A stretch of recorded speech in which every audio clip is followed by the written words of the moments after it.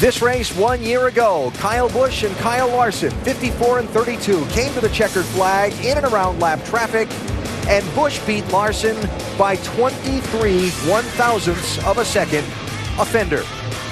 Today, those two drivers share the front row for this one. Kyle Busch, though, out-qualified by his younger rival, and it is the young Californian, Kyle Larson, who will lead this field to the green flag shortly. He's our ESPN in-race reporter for the day, and we're going to talk to him right now. Kyle, Dale Jarrett, ESPN. You have a copy? Gotcha. Hey, Kyle, our first question comes from our mailbag, and Eleanor in Atlanta, Georgia asks, you nearly won this race last year. Now that you've gotten more experience on NASCAR short tracks, how do you like your chances today? Yeah, I like my chances. I feel like our cartwheel Chevy's going to be good. It's, basically the same stuff we brought here last year. So, racetrack's a little bit different. We've been running the bottom quite a bit. So, that's not normally my favorite place to run. So hopefully we can get this thing widened out so we can get back up to the wall and I can let it eat up there because I love the top side here at Bristol. Yeah, Kyle, I was going to bring that up in our conversation yesterday. You told me you liked racing here just because of that. How will you know whenever that opportunity is here and that you need to move to that top side? My spotter will keep me, updated on where people are running and things, and I'm usually one of the first people to search around. So I'm sure after this thing settles in for a little bit, I'll try inching my way up a little. Do gotta be careful here on a concrete track like this. It gets pretty slick if you get out of the groove. So just gotta stay out of trouble here and hopefully have a good day. All right, Kyle, thanks for talking with us. We'll look forward to talking to you later in the race. Have a good day. So Larson leading this field on the first of the parade and pace laps. As we check out our ESPN high-definition onboard cameras for today's race, Ty Dillon has our Chevy on board, Kevin Harvick, the Goodyear on board, Trevor Bayne, the Ford EcoBoost camera, Regan Smith with our Nationwide Insurance camera, Elliott Sadler's got the Sunoco on board, Kyle Larson, the Nationwide Insurance camera, Dakota Armstrong with the Fresh from Florida on board, and Kyle Busch has the Toyota camera for us in Bristol today. Things happen fast here at Bristol, like these reports from pit road, right, Dave? Yes, Alan. Kyle Busch lives by the often coined phrase, my haters are my motivators. So if you don't want Kyle to win today, you've already pumped him up. And he's got a good race car. It's last August winner for Kyle. It's the same one, and he qualified in second this morning. So haters and other Kyle motivators, get ready for another big day. Jamie Little? Well, after finishing in the top 10 at both races last year, Brian Scott and team, they're thrilled to be back and they're excited about their opportunity. Earlier today, they qualified fourth. They were the best RCR car. And oh, by the way, they weren't just happy with the speed, they're happy with the car on the long run. Vince Welch? 20-year-old Ryan Blaney makes his season debut today, the first of 15 races he'll run for Team Penske. Now, the last time Blaney was in the 22, he parked it in Victory Lane in Kentucky last September. He said that gave him a lot of confidence, but it also raised the expectations. He knows there are expectations today. He says they have the car to meet them. Keep an eye on the 22. Doc? Well, success here at Bristol boils down to a driver's ability to survive, yet stay on the attack. I think we just described Kevin Harvick. Harvick believes that if you aren't aggressive here as a driver, you will get run over. That's why the bump and run and the slide job are seen so often. And that's why this race is so much fun to watch. Now, Investor.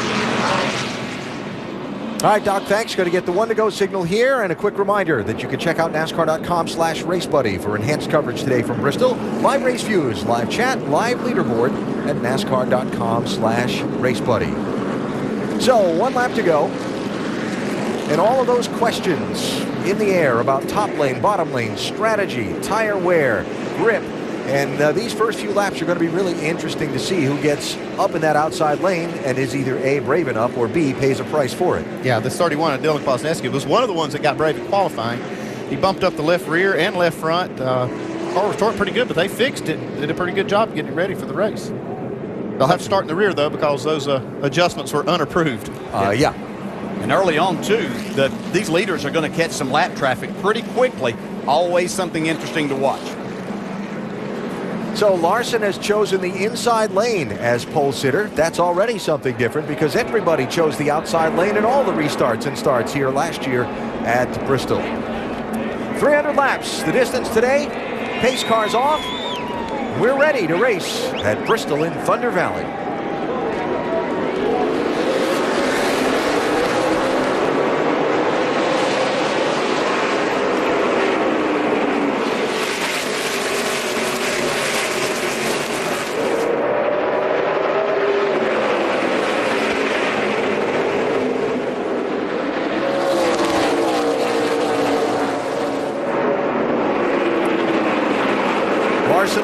Kenseth 20 and Kyle Busch 54 for second. You don't see that very often. Kyle Busch really caught sleeping on that start. Didn't get off to a very good initial start anyway. I think he might have had some designs to lay back a little bit and dive down to the bottom quickly, but I'm seeing the outside come in pretty fast for him. He runs right up on the bumper of Larson right there off the 2. Oh, he's there, man. New leader, Kyle Busch. Going for a 3rd straight win at this racetrack. Larson now probably going to have a handful to give up second. Yeah, there's a man that wanted to run the top, now hung on the bottom. Trouble. Something, turn 2. There it is. Jeffrey Earnhardt.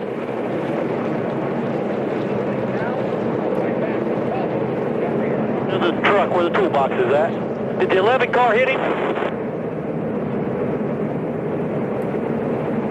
Well, It was perhaps. close. There's your answer to that. They got damage to the front splitter, the back deck.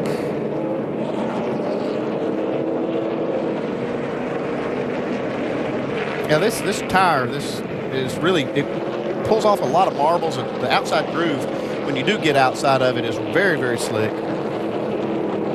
If you get forced out of it, it can, cause some problems. Looks like that may have been what happened. I don't know if you got forced out of the groove, but you can see once you do, it's really slick up there. That didn't really look like contact, but looked like maybe just got a little bit on the free side, and it's hard to collect it back. Running such a high rate of speed, especially on the exit of these corners. Jeffrey Earnhardt, Elliott Sadler racing for 15th and 16th position. And again, you see the big damage to the Earnhardt car. They are going to have some work to do to get that one back out.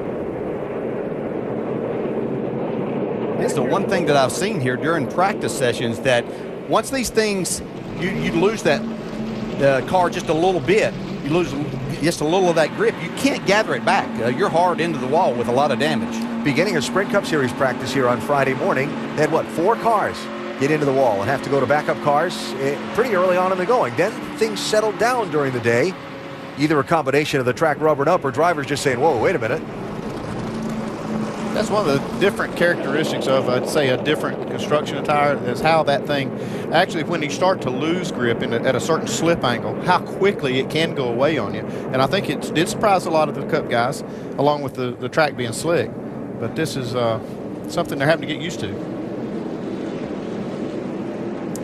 So in the early going, all the questions about inside line, outside line, Kyle Busch, after falling back a couple car lengths at the initial drop of the green flag, powered around that top lane and right to the lead. He made it work very quickly. This is a driver that's probably confident in what he saw from the Cup practice session. So he had that ability to have that. Of course, Larson was there too, but seemed give it a little bit of a bump. Larson was kind of stayed committed to the bottom. That's fascinating with the telemetry there. 13 miles an hour difference in the center of the corner between Kyle Busch and Kyle Larson there. That's why that momentum works so well when you're running that top groove. Update on the car that started on pole and is now running 3rd, Dave. Crew 42 was surprised that Kyle Busch was able to get on the high side that quickly. Kyle Larson reporting back to his team, that's all right, my car just won't turn in the center right now anyway, too tight. Okay. So now Kyle Busch choosing the outside lane for this start with Matt Kenseth to his inside. Then Larson and Ryan Blaney in row number 2. Inside lane was a detriment on restarts. If you were in that 2nd or 3rd row inside in recent races, you lost some ground. See how it goes now.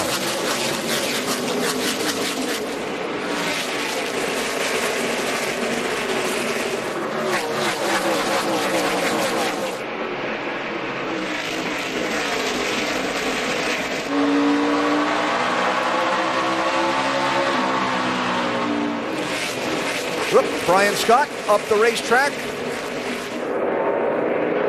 Yeah, that looked like, I'm not sure if there was contact there, but one of the things they've complained about this weekend is a lot of drivers loose into the corner. And you try to attack that, you get a little bit out of shape, you can see it cost you.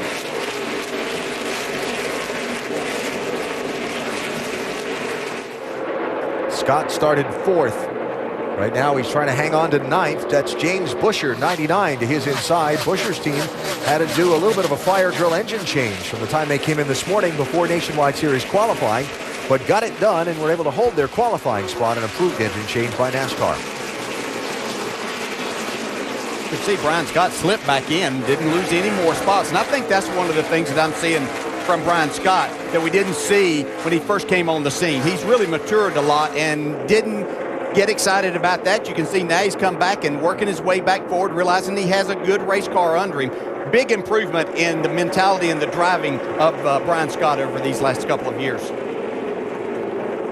Hanging in there, trying to get 7th spot back now is Brian Scott. Jamie?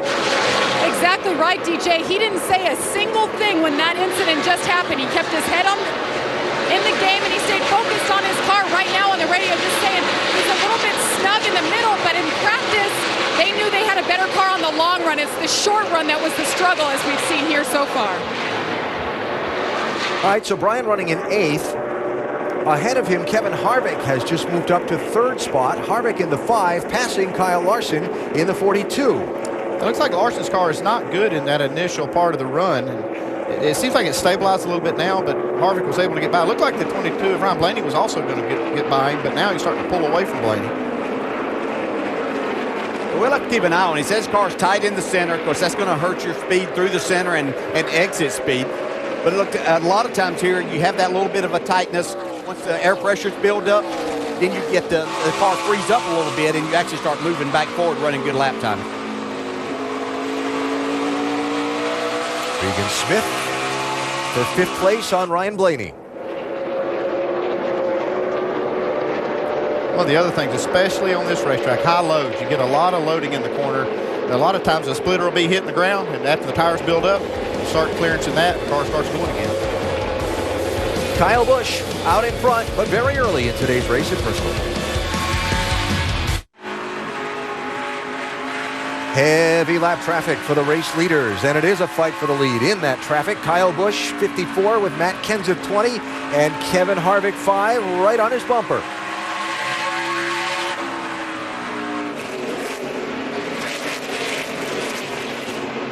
Dale, you thought that lap traffic would be a story in this race today. Yeah, it seems to always be, and it's just a matter of where you catch that traffic. And you know, there's a big disparity in the speeds that we're seeing here. There's over a second difference in the lap times of these leaders catching these slower cars.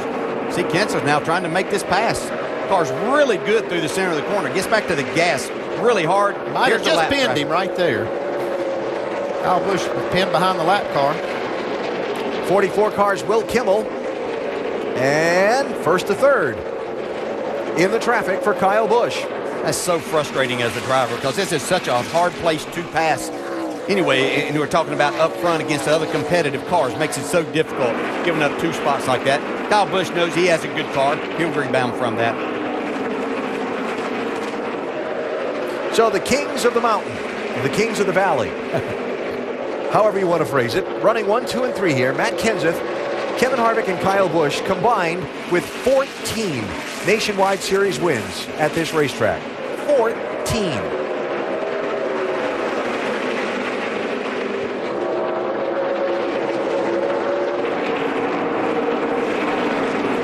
Dylan Kwasniewski, 31. That backup, well, actually that repaired primary car from the qualifying crash, about to be overtaken by the race leader. And you can see what that mistake in qualifying did for him. Now, he had to start in the back of the field. Very difficult back there. These leaders come in a hurry. So just another lesson learned by this young man. And there'll be a lot of those throughout the year. Yeah, and I have to think they had a very limited amount of time to fix that car. And they had some damage on the front and rear. It just makes you wonder if they really got it fixed up right for him. 29 car, Kelly Admiral, 18-year-old from the Edmonton, Alberta area, going a lap down.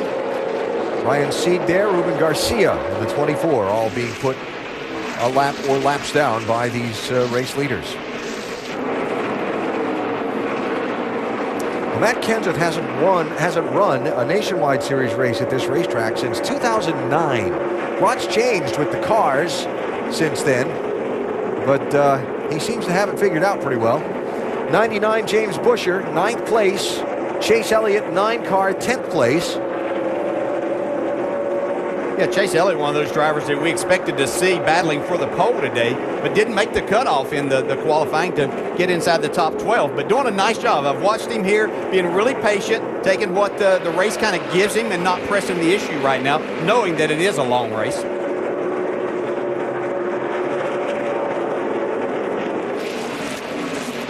Solid, impressive run last week at Las Vegas for Elliott.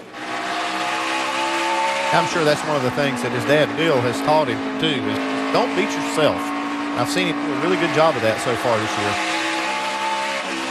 Saw Jeffrey Earnhardt back on track in that 4 car after the repairs from the lap 4 crash.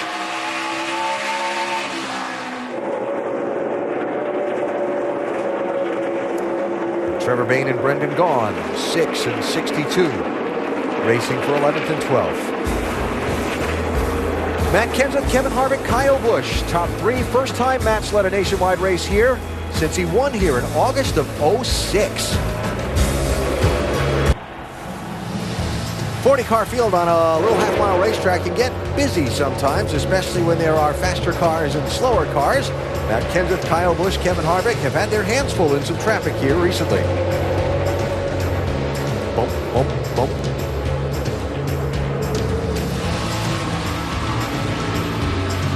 Too wide. 54 easy.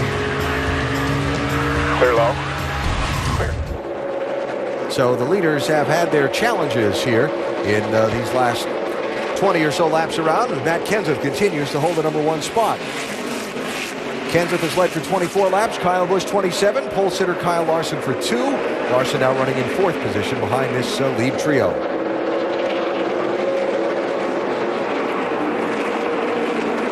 Here's Kyle Busch. Here comes Kyle Larson.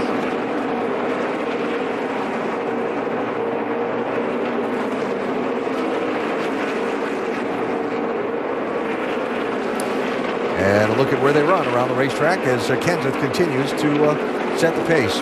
Yeah, I'm seeing a real issue, and listening to NASCAR talk and the way that they go about talking to drivers, especially the youngies, though, they don't. It used to be that the passing flag at the line was given to cars being lapped and stuff, and they were told to stay to the inside and let the faster cars go around. Now we have these cars. Now they're being told, just hold your line. Well, that's some of them in the top, some of them in the middle, and some on the bottom, and it's making it a handful for these lead lap cars to try to make their way through here. Yeah, I think the other problem, too, is some of them running side by side, racing each other with leaders coming behind them, and I think that's causing some more problems. Kenseth now about to put Elliott Sadler 15th place, lap down in this very torrid pace that he's setting in the early laps. Doc? If you're Kevin Kidd, Matt Kenseth's crew chief, you got somewhat of an enigma right now. A minute ago, Matt said, hey, we are just wicked loose on entry, and the car has no side bite. And then a lap later, Matt said, but we are one tight in the middle and tight coming up off. So Kevin said, we're going to get after it, but which do you attack? Do you go entry? Do you go middle? Do you go exit? Well, I'll tell you what, I like the problem he has. Yeah, leading. Whatever it is working. I wouldn't just on it too much, I don't think.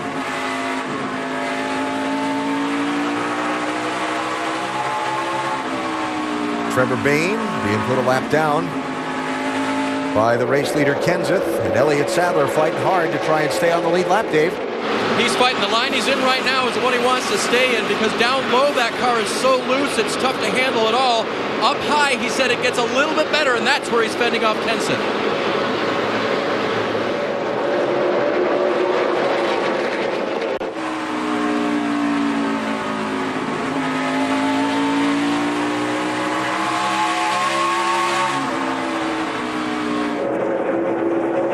'99 is James Buescher. 33 is one of the newcomers to the Nationwide Series. That's Cale Conley, 21-year-old from West Virginia. It is Nationwide Series debut.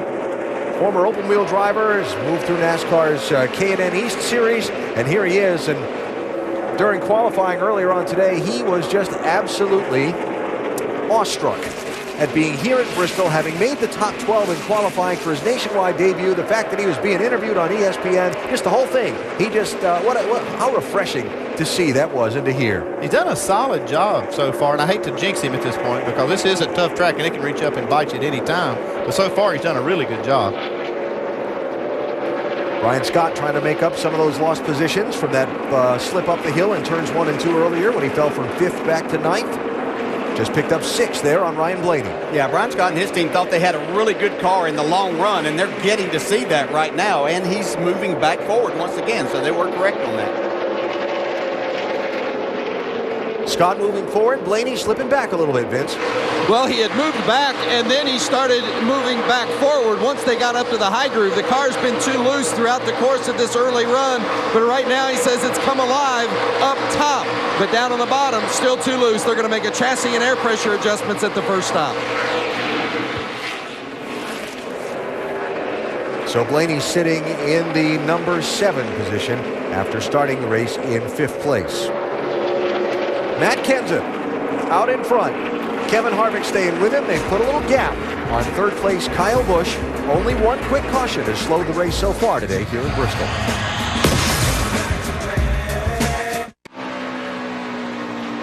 NASCAR Nationwide Series racing right now here at Bristol, Tennessee. Later tonight, qualifying for the Amalie Motor Oil NHRA Gator Nationals, 1 a.m. Eastern on ESPN2. And you can see final eliminations tomorrow night, 7 Eastern, also here on ESPN2. Next weekend, from the half-mile Bristol Bull Ring to the 2-mile track in Southern California, the treatmyclot.com, 300, 4:30 Eastern on ESPN.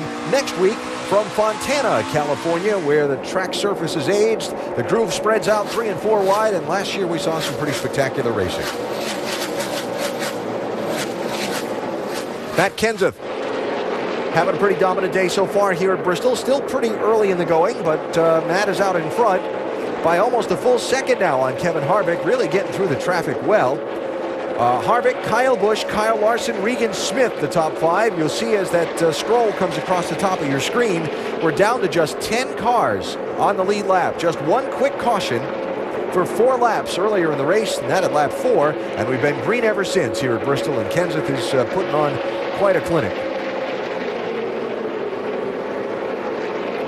2 Brian Scott, 3 Ty Dillon, 9 Chase Elliott, 62 Brendan Gaughan, all racing for 6th, 7th, 8th, 9th, and 10th rather on the lead lap. And the problem is they're going to look in the mirror and see the leader coming quickly at them. 43 Dakota Armstrong, 28 Mike Wallace. A lap down already. And there he comes, Matt Kenseth, creeping into the picture right there. The 20 car looking for some running room.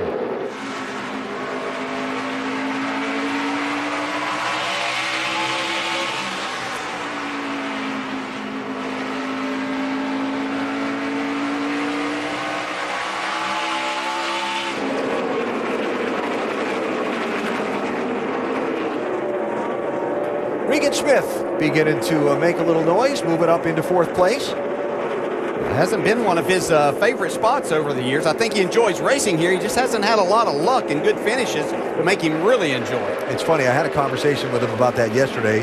You know, you hate to say it this way, but all right, man, when you look at your numbers here, they're not all that great. Yeah, but you know, remember last year I was racing for the lead with Keselowski when we made contact and I cut a tire, and that was probably my fault for being a little too aggressive. And then the last race, we just got the strategy wrong because we got stuck on the inside lane on a restart. I could have had better results, so I'm not discouraged by those numbers not looking like they should. Sounds like you, Dale. You talk about those statistics. You don't even want to hear them unless they're in your favor. Yeah. It sounds like you didn't want to listen to that. No, you can always put a spin on it to make it sound like it's much better than what those numbers actually show. Hey, well, his point was that he said, you know, you're right. The finishing results aren't what they need to be, but we've run better than that, so I know we're in the ballpark. He's proving it here today. He's running really good. Kevin Harvick running 2nd, but perhaps not trouble-free, Doc? Yeah, Alan, he cannot be nearly as aggressive in traffic as he would like to be. He's starting to get some pretty serious brake fade on the car. He's asked the crew chief, when we get a yellow and come on the pit road, you've got to peel some tape off. Whoa, he just gets by the 3 car. You've got to peel some tape off to be able to cool these brakes down. My brake pedal is really, really starting to fade. And that can't be good here at Bristol. No, you typically don't use a lot of brake. This is about momentum that you do. So they'll take probably more off here than because they're not expecting you to be using them. But they've had to deal with a lot of lap traffic, and that's probably creating some of that. Yeah, and also it has a lot to do with the way the car is handling and how much brake they use. When the driver tells me that he's having brake problems here, it tells me a little bit about the car that is probably not as good as it needs to be. But Kevin Harvick hanging in there in second spot.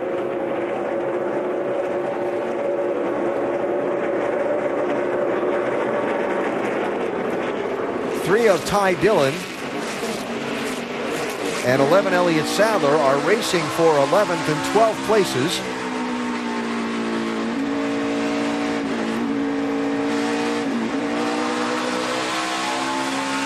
Dillon's pedaling that thing.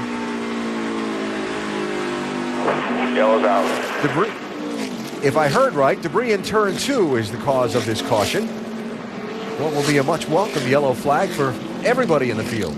Yeah, I'll tell you a driver I was really impressed with there. Brendan Gaughan drove his way from outside the top 10 and stayed in front of the leader there all the way up to 6th spot. Had a really fast race car and maneuvered around and did a great job of staying on the lead lap. So just the second yellow flag of the race, almost a third of the distance in, and everybody is going to be looking for 4 tires and top off that fuel and get a good look at those tires. Remember, if you weren't with us earlier, Goodyear brought a new tire compound to this race at Bristol, different than what's been used here the last couple of years, a little bit softer. This first round of pit stops, not going to be that many cars on pit road because just the lead lap cars make that first round.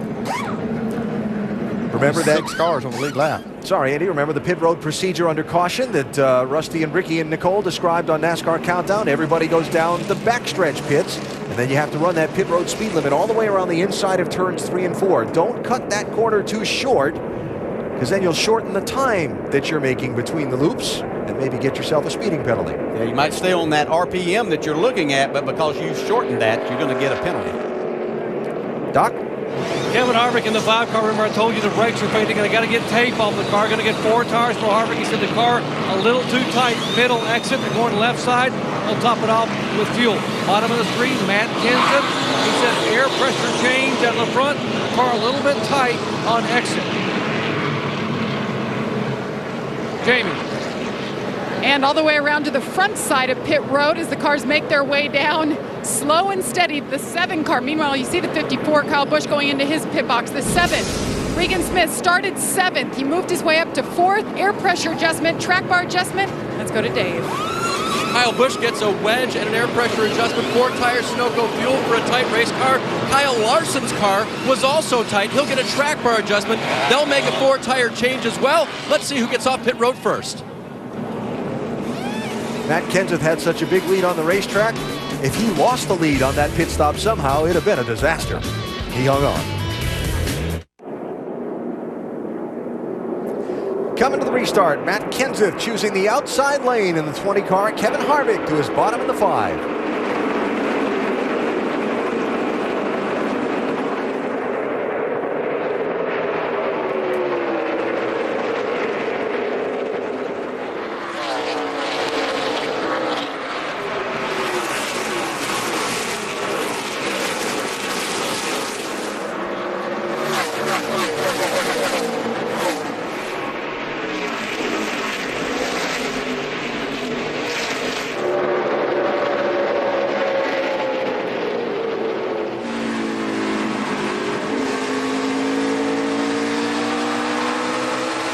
Coming back, Kyle Busch trying to get second from Kevin Harvick.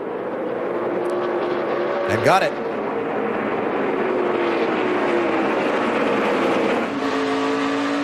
At the start of the race, Kyle Busch had a really fast car for at least, 15 laps, 20 laps, but then it started to fade a little bit. Fast again. We'll see if it holds up. Ryan Blaney got the free pass at the caution flag. Just 7 cars on the lead lap. Pit road speeding penalty for Kyle Larson, who went to the back of the line. He had the first pit stall at pit exit, but got away from his pit box apparently a little too quickly. And he had to go all the way to the tail end of the field behind all the lap cars. First ever speeding penalty in the Nationwide Series for Larson on pit road. You know, and it makes it such a bigger penalty because you've got so few cars on the lead lap. You were going to be in great shape there, regardless how long it may have taken to get everything done. So Larson in 6th place, but about a dozen cars to pass to get back up in the hunt to be racing for positions here. Now, talked about the pit crews getting their first chance to get a look at tires on that first pit stop a minute ago. Let's check downstairs with Dave. Kyle Busch's 4 came off. The ones on the right are the lefts. They were very worn out. This is the right front. It had some unnewing of this sort of a spooling effect here. Plenty of rubber left, according to the crew chief. It just wasn't, it was starting to come off on that inside shoulder. I noticed some other inside shoulders not so great as well, and that was on the right side, but these left sides are worn out as well. So Kyle needed a pit stop. That fresh rubber should help him out a lot. Yeah, we're seeing that high tire wear. What happens, you saw that tire that what's called spooling. What happens, it exposes just a little bit of cord on that inside shoulder, and then it starts to unravel a little bit. The good news is the driver can actually hear that when it starts happening. I'm sure that had just happened to Kyle before that caution came out. So after the tire change, Kyle up to second from the restart, now trying to chase down Matt Kenseth and see if he can regain the lead. So you're looking at that, Andy. That was through basically 95 laps of racing, plus the qualifying from earlier. And you're Adam Stevens, Kyle's crew chief. Are you concerned? What are you thinking? Well, yeah, I'm concerned anytime I see that, but I think we're going to see the track see it take a little more rubber. It usually gets better. Tire wear usually gets better as you put laps on the racetrack. So I would expect it to go a little farther than he did last time, but I would be very wary. Be watching lap times. Looks like Elliott Sadler's got some kind of issue here. Oftentimes when you see a pit stop so quickly after one that was just made, you suspect someone didn't get a wheel tight. Yeah. How about it, Dave? Yep, loose right side wheel. They think maybe the front, so company make sure that's taken care of. And they're going to check the lug holes just to see, and they're now pointing at that right front indeed. Well, what was making already a difficult day, really difficult for Elliott Sadler.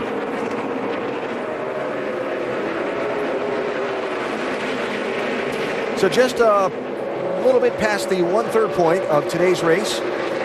Kyle Busch dominated the early portion, but once Matt Kenseth got by him at lap 30, he's led ever since. Busch trying to track him down again, though, after a pit stop. The Drive to Stop Diabetes 300 ongoing at Bristol for the NASCAR Nationwide Series. Reminder, you can check out NASCAR.com/RaceBuddy for enhanced coverage today from Bristol with live race views, chat, and leaderboard. Matt Kenseth, Kyle Busch, 1 and 2. And again, in some of that very heavy lap traffic that, during the break a minute ago, gave us a really interesting moment as they fought for the race lead.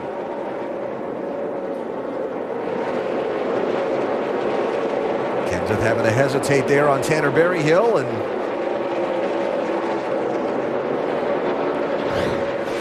fun to watch Matt Kenseth negotiate this. He does a really good job. He stays on the attack, but he's really under control that entire time and does a good job of not putting himself in a really bad position.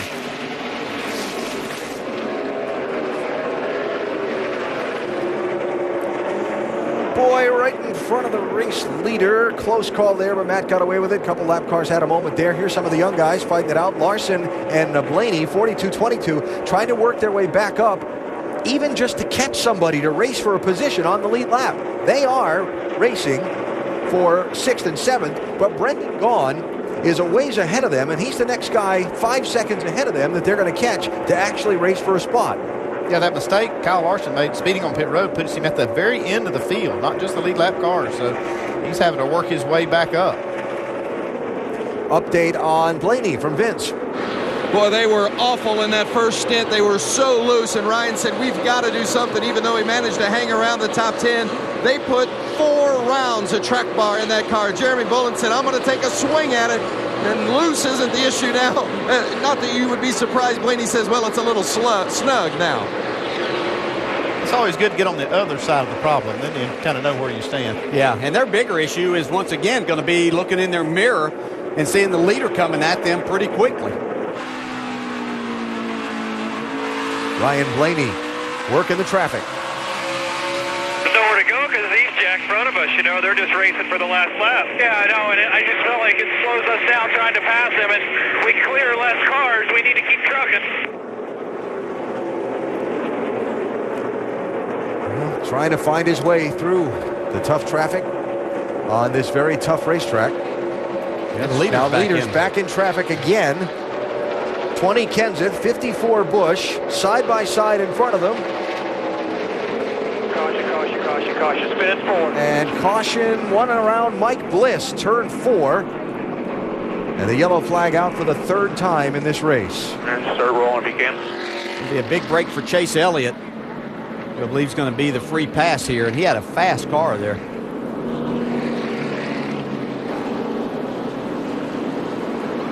Mike Bliss did a great job qualifying. Made that top 12 and chance to run for the pole. Started in 10th position, was running 16th when this happened in turn 4.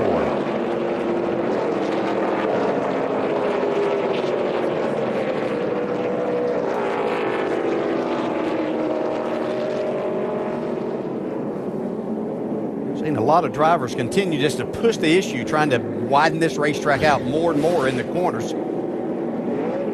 See Mike Bliss there just get out of the groove just a little bit, and you can see there's no rubber there whatsoever. And that's where we saw him run last year, all the way up next to the wall in that lighter shade of concrete, but they just can't get up there right now.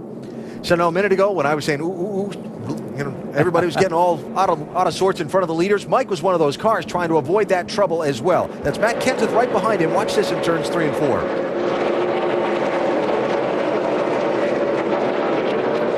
Well, he dodged a bullet there.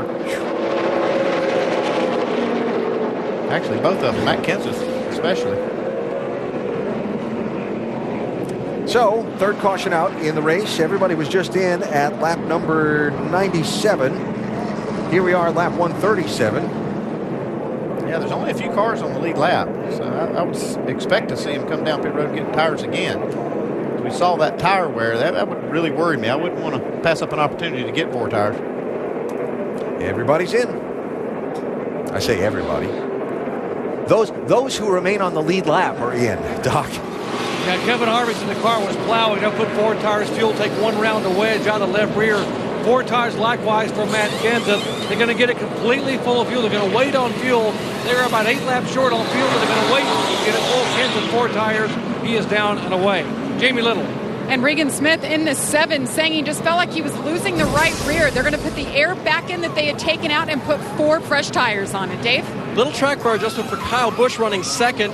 He will also take on 4 tires. His car was just a little bit tight at this point, so Kyle's going to come in and get it done. A little closer on pit lane this time. As Kenseth comes by, Busch will fall in behind. Those guys are leaving. Kyle Larson was just getting to his pit stall. That's how much the pit road speeding penalty cost him last time under caution.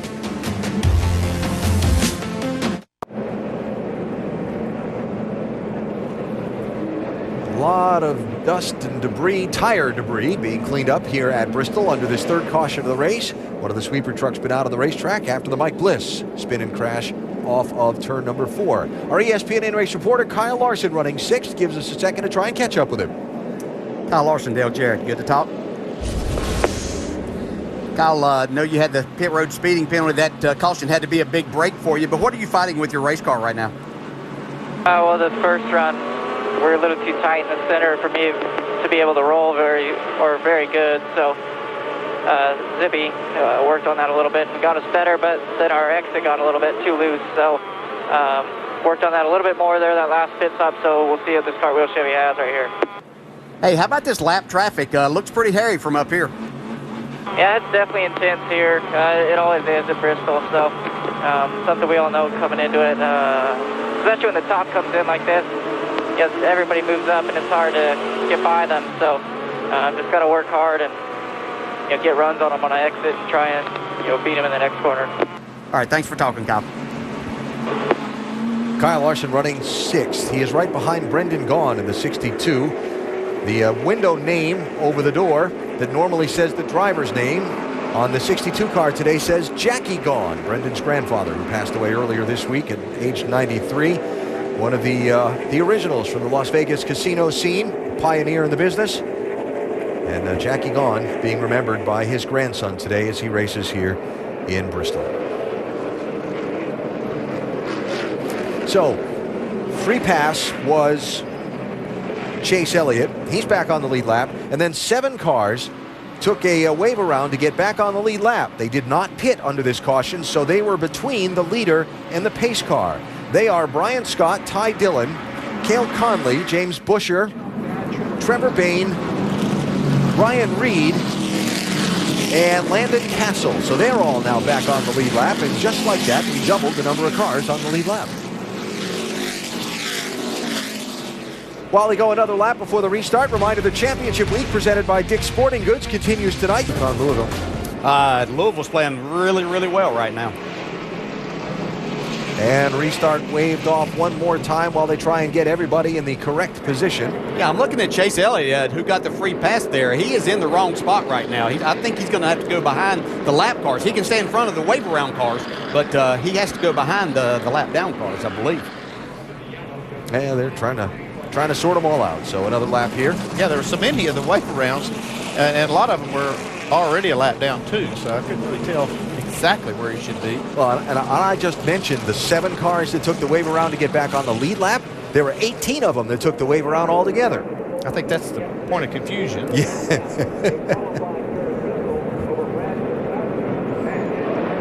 All right, so they'll try, that's another lap before the restart, lap and a half. They'll get the one to go this time. Kyle Larson running in 5th.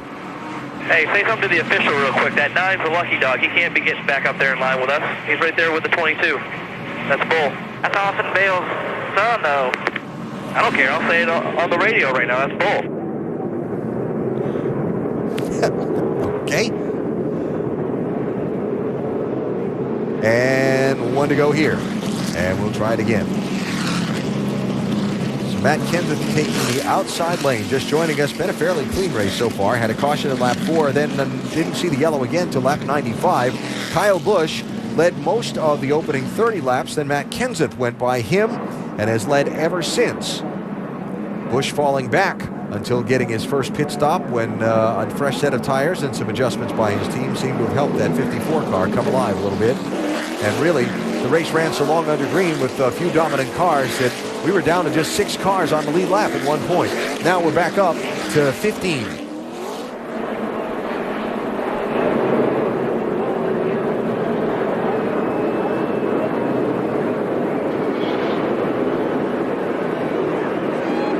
Just shy of halfway, coming to the restart.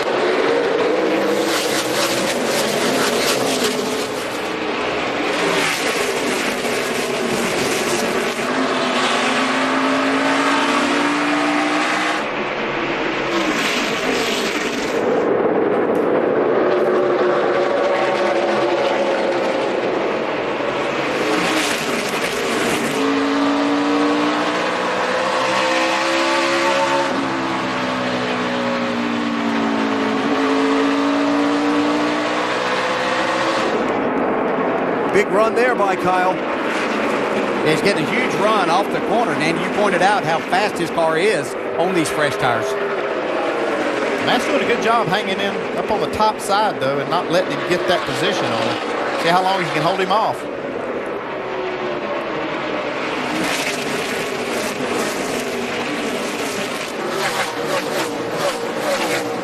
Really interesting now as we come to halfway in this race, how everybody was talking about, are we going to be back to bottom feeding Bristol, that you're going to have to be on the bottom. Now here's Kenseth using that high line to hold off Kyle Busch with what is obviously a good race car. So the track is rubbering in. I can't remember which one of the drivers said about halfway. It might have been Harvick, said about halfway it's going to rubber in and everything will be back like it was. Whoever it was right, because it has done that. Yeah, they haven't gotten quite as high as what we've seen here the last couple of years, but that may get there before this afternoon is over. Well, they swept the racetrack after that last caution and swept that top groove. If they're ever going to work it in, this is the run they need to start inching it up. And I see, looks like Kyle's moved it up just a little more than he was. 62-9. Brendan Gaughan, Chase Elliott, 7th and 8th place.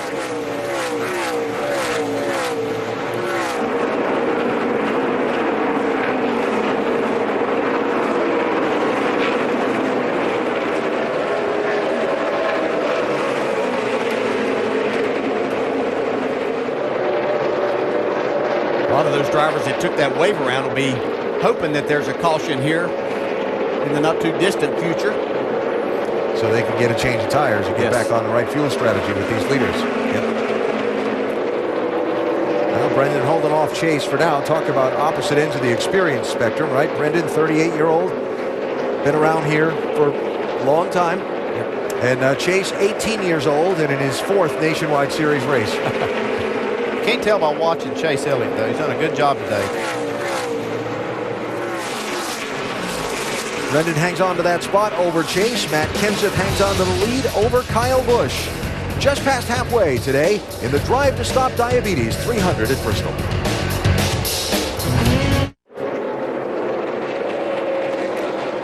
NASCAR Nationwide Series at Bristol Motor Speedway in the Drive to Stop Diabetes 300. We remind you here to go to NASCAR.com for all your latest NASCAR information. There's your leader, Matt Kenseth, just across halfway. He's got a second on Kyle Busch, who runs second. And Kevin Harvick is another 2nd and 2/10 back in 3rd place. They've been the top 3 for all of about, except the first 30 laps of this one. Those 3 guys have held those top 3 spots. From 4th on back is where we check on things. Going up to speed with Nationwide Insurance and Dave Burns. Alan, you remember last week Kyle Larson drove a damaged race car to a 3rd place finish. I asked his crew chief Scott Cipodelli about it. How did he do that? He said he tends to put the negative things very easily out of his mind. Well, today's another example. You guys talked about how he ran through the field in all those cars. And the only negative right now, a little tight. Vince? Well, and Ryan Blaney in his first race of the season running 5th. They started out wicked loose and then went a little snug after a pit stop and adjustment. Crew Chief Jeremy Bullins told Blaney, I think you're actually a little better than you think because your lap times are good. Blaney just came over the radio and said, I'm definitely tight. And then there's the 9 of Chase Elliott, just 18 years old. He's up to 6th place. He says he's got some good forward bite, and he really likes his race car right now, doing a nice job with it. Jamie?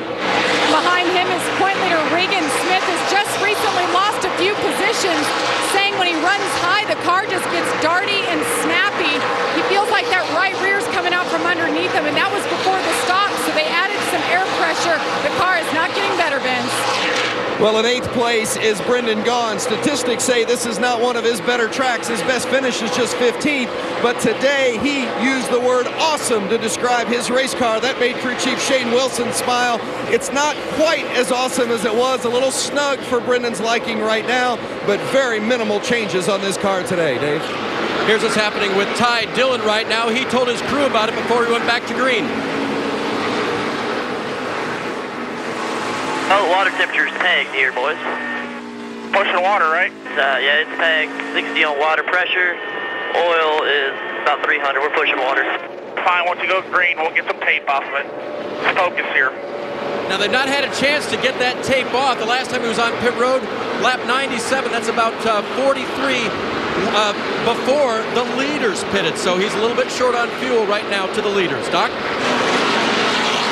Trevor Bain said, I cannot believe we were this mad. That's when the race began. The car was so tight and it'll tied off. He said, I'm worried I'm going to blow a right front tire. It's that bad.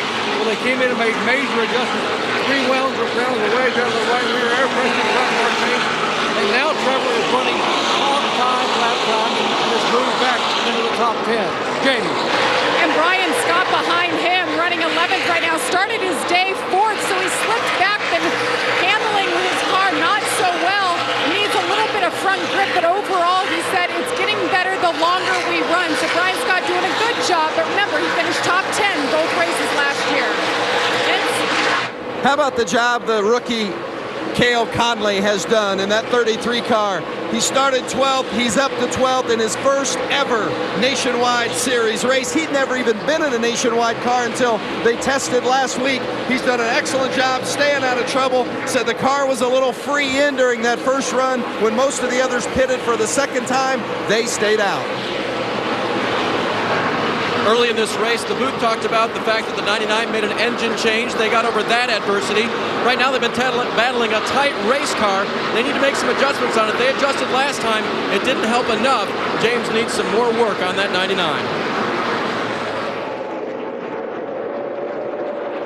James had a close call in traffic a minute ago. It seems like we have one of these every lap, but you can see 3 wide off of turn 4, but a slower car here. Jeremy Clements, whoa. Just enough room to get through. And Buescher has now fallen a lap down to the race leader. So Matt Kenseth with Kyle Busch still hot on his trail, but continuing to log laps as the race leader today here in Bristol. How did we do it last time? I don't know, I forget. Hello, neighbours. Hey, Scott, perfect timing. Feeding your lawn need not be so difficult.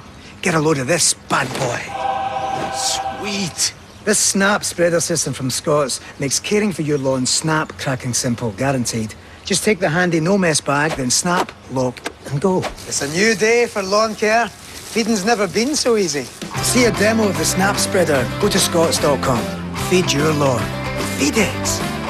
3 weeks is a long time. I need something to drink immediately. This is straight up survival. Yeah! Totally stripped down. Naked and Afraid, the breakout hit returns Sunday at 9 on Discovery. Hey America, save $1 per gallon on Shell fuel when you purchase 5 quarts of Pennzoil Platinum Full Synthetic Motor Oil. Enjoy America's most trusted motor oil and huge savings on America's most preferred brand of fuel. Go to pennzoil.com/fuel rewards and start saving.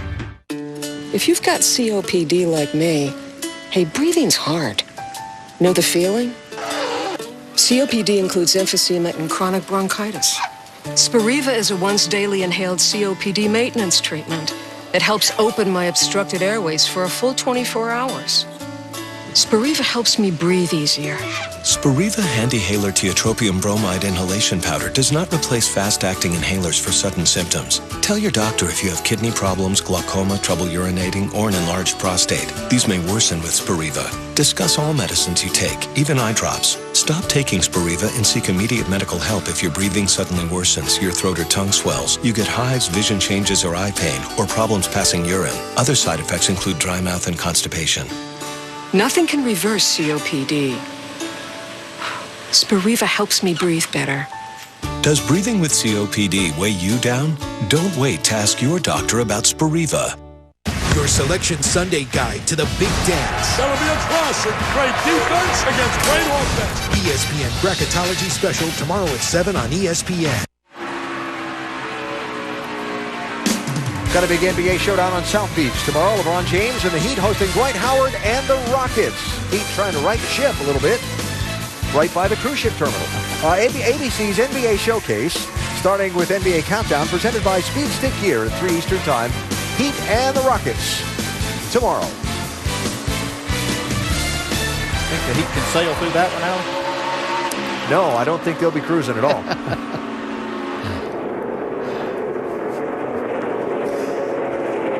Matt Kenseth leading Kyle Busch by a 2 2/10 for 5th place. Ryan Blaney 22, Chase Elliott 9. Closest race for position among the front runners at the moment.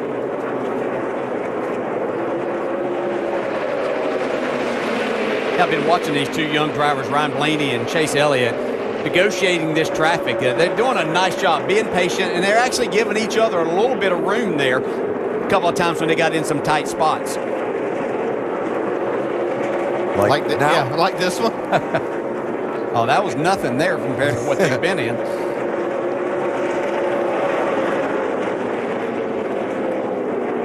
Andy, these cars that pitted at lap 97 and are on the alternate pit stop schedule that took the wave around, been 100 laps on the racetrack now, and it's not going to be, what, another 40 or so laps, which goes by in a hurry here at Bristol before they're going to have to pit. Yeah, they'll have to pit for fuel. What I'm worried about is some of the tire wear we saw in that first run after just, what was it, 97 laps? Yep.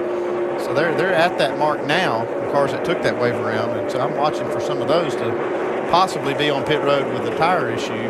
And the other side of that, they've given up most of the track position that they gained by that. A lot of them have gone back a lap down. Yeah, but that's the only thing you can do. It's the only chance. You have to take a chance to get a caution to stay on the lead lap, and that was the only chance they had. It's not going to be hard to get a lap down to these two today. Kenseth and Kyle, 20 and 54, have been the class of the field. Kyle Busch led most of the opening 30 laps. Now Matt Kenseth has led 169 of the 100, now make it 200 circuits that have been completed here, and has really been strong in this one so far. Matt on baby watch.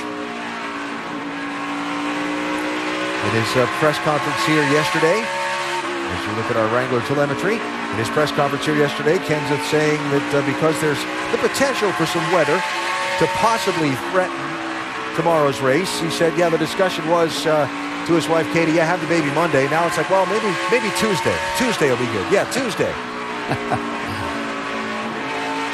If it were just that simple. I know.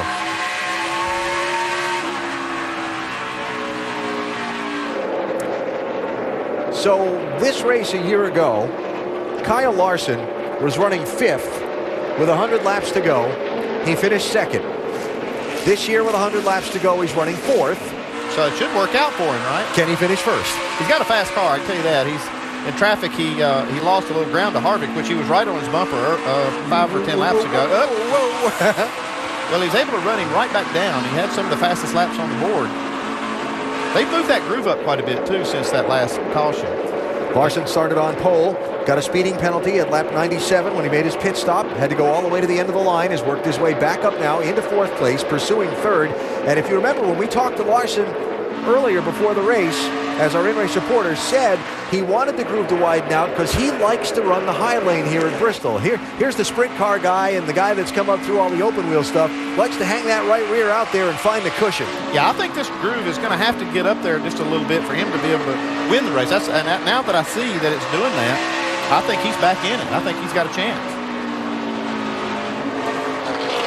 Gonna go low, contact there. They got away with it. Will Kimmel took a little nudge from Harvick, but hung on to it, and we stay green. That's what you do as a driver. Kyle Larson there to take advantage of that opening. All he needed was just a little bit, and it was a lap car that gave him that chance. And now I see him. He keeps moving that groove up just an inch or two at a time, and he's been way up there in 3 and 4, but he can take that car down low when he has to.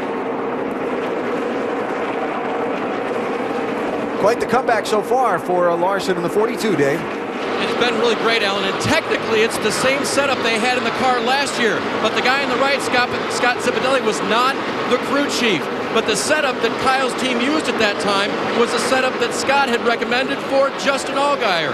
As the lead changes and Kyle Busch takes over. Anyway, the point is, Kyle Larson has a winning setup in that car.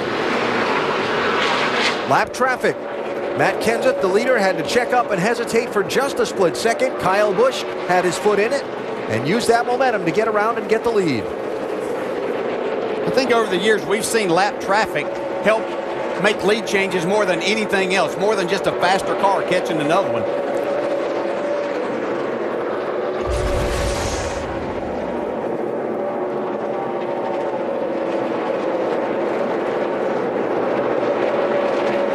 See there, just the breaking of that momentum on Kenseth. It takes so much time to recover from that. Then Kyle Busch had a nice run on the outside, able to take the lead back. He had a 7-mile-an-hour speed difference in the center of that corner when Kenseth had to hesitate. The caution is out for debris on the racetrack with 87 laps to go.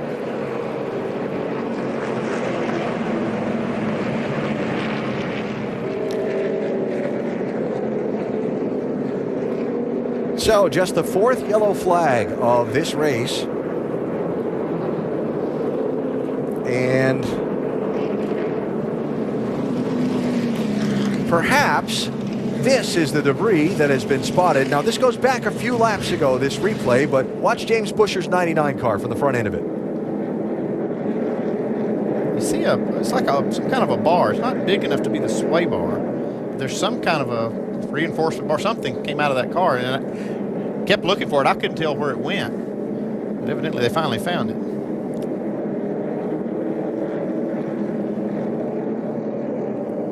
It goes right out in front of Kyle Busch. It actually clipped it, looked like. So that there it is. Would be the reason for the caution flag. At lap 213. So pit road has been closed while NASCAR gets everybody sorted out. Ty Dillon's going to get the free pass. Big break for him because he was one of those guys that took the wave around before and was going to be needing to pit for fuel in a little while. Yeah, this is good for everybody because this is, 85 laps to go. The tires should make it easily from here. All those other cars, like you said, get tires on their car. So the break for almost everybody. Yeah, we thought that we may see tires be a factor late in the race, but I don't think that's going to be the case. The only thing is we have so few cars on the lead lap, a later caution could put something there. 8 cars on the lead lap. They're all in here, Vince.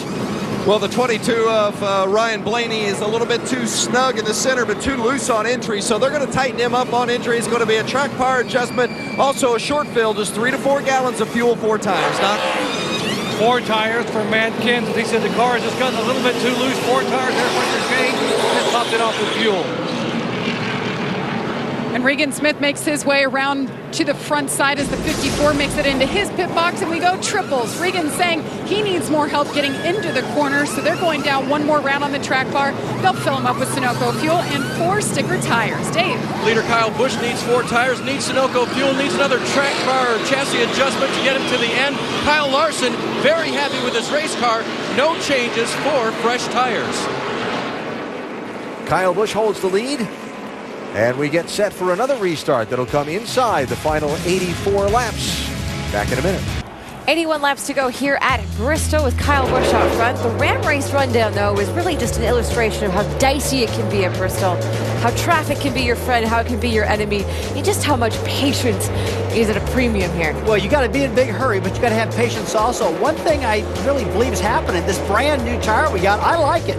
It's creating a lot of haves and have-nots, and if your car's off a little bit, baby, these cars are way off. So I like the tire thing that's going on. It's creating this wild-looking racing. To me, Rusty, the halves of the experienced drivers, it doesn't surprise me that the 4 top drivers before the caution were all full-time Cup drivers. It's that balance, aggression and discipline, and knowing when to use each. How many times have we said, oh, look out? Too many to count, Alan. 80 to go, Nicole.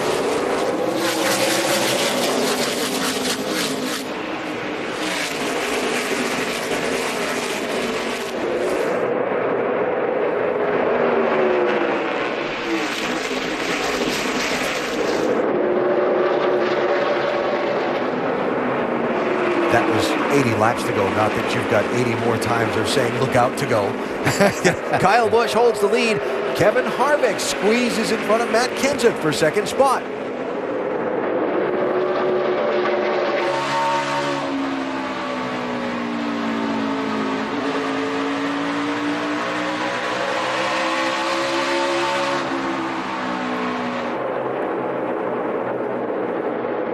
But not for long. Kenseth has a great car, doing a great job driving it, but that's a really good race car when you can make that pass from the inside. You kind of have to do that whenever the tires are fresh. I believe that's when you have your better opportunity. You've got the grip to make it work, and Matt was able to do that.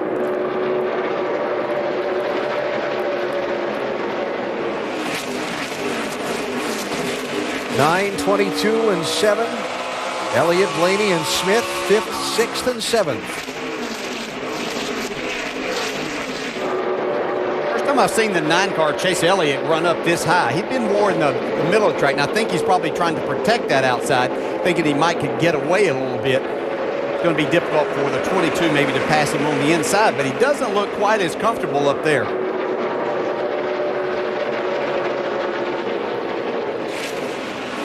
Got one in trouble on the backstretch and into the wall. Caution is out. Ruben Garcia.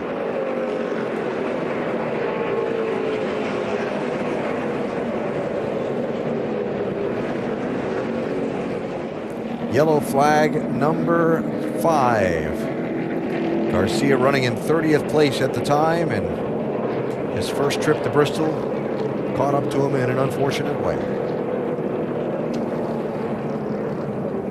I try to start it up.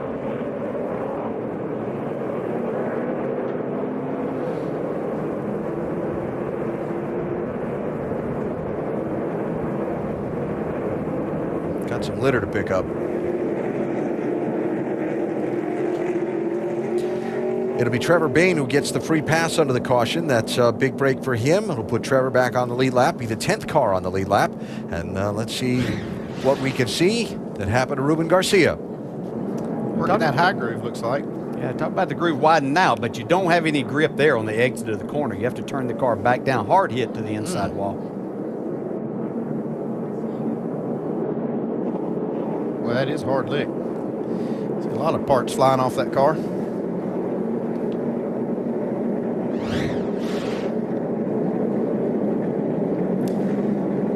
window net is down, and you see Garcia climbing from the car. Good to see there after that big shot in his second career start in this NASCAR Nationwide Series.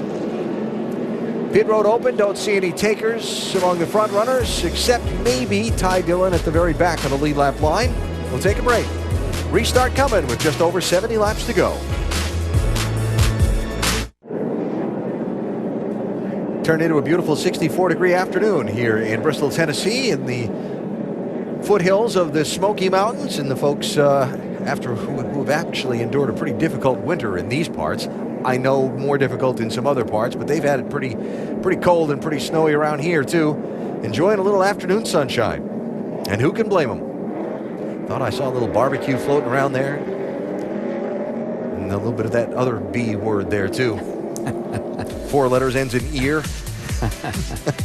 And a reminder, later on tonight, you can see the Amalie Motor Oil NHRA Gator Nationals qualifying, 1 a.m. Eastern here on ESPN2, and the final eliminations from the Gator Nationals tomorrow at 7 Eastern on ESPN2. Next weekend, from Bristol, Tennessee to Southern California, the TreatMyClot.com 300 for the Nationwide Series at Auto Club Speedway of Southern California, 4:30 Eastern on ESPN next week. Big, fast 2-mile track in Southern California where we can generally expect the weather to be fine as well, and the hot rods will all be tuned up and ready to go. So doubling up for the restart, which will come with 67 laps to go. Kyle Busch choosing the outside lane, and again, Matt Kenseth with, now that he's lost the lead and lost that lane choice, the problem of finding a way around his teammate. Yep, it is that.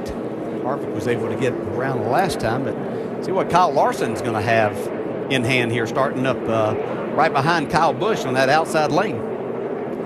You'll see all of 5 rows of lead lap cars here, and that's it. That's all of them on the lead lap. And gonna hang on a second on this restart and reposition some more people. Make sure they've got it right. It's certainly gone back to the Bristol that we've had in the past few races and past couple of years, to where that inside lane is just not the place to restart.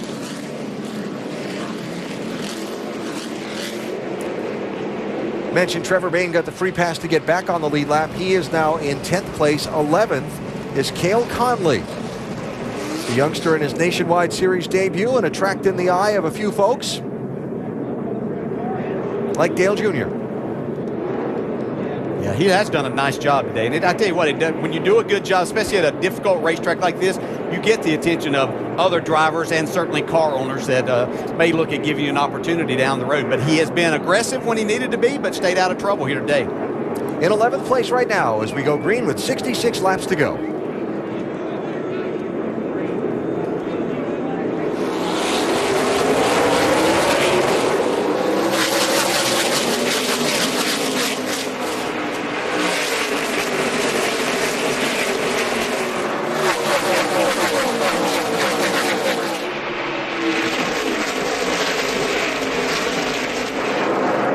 Kenseth not quite able to clear Larson for second. Larson gets a good bite up top off of turn 2.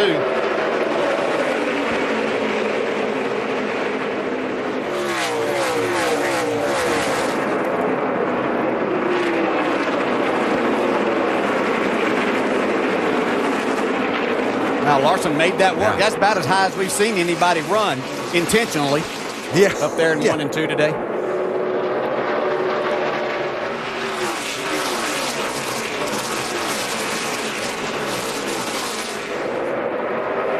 Kenseth going to try and come back.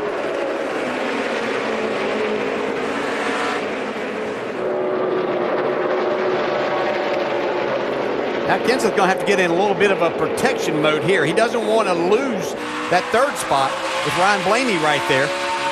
But he knows his opportunity to win this race is getting away from him. That 54 car is getting a little small, isn't it? Out the windshield. Just in those few laps while they were racing side by side. Yeah, it doesn't take long for that to happen. I'm sure that we'll probably have another caution before this is over, but you don't want Kyle Busch to get out there too far. The late yellow doesn't come as late as frequently as you might think. here at Bristol in these Nationwide Series races. The last green flag run has only been 27 laps or less once in the last 6 races here. So this could be our last run. And if it is, then lap traffic's going to probably decide who wins this race. See Kyle Larson, he's a little bit quicker than Kyle Busch right now.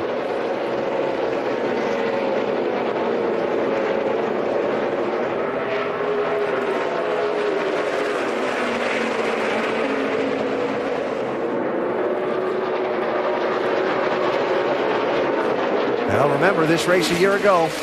Kyle Larson and Kyle Busch with lap cars in the way. Yeah, had some contact off of turn 4 there. Sorry, Alan. Yep, back in the packed lap cars. Everybody keeps it straight, and we stay under green.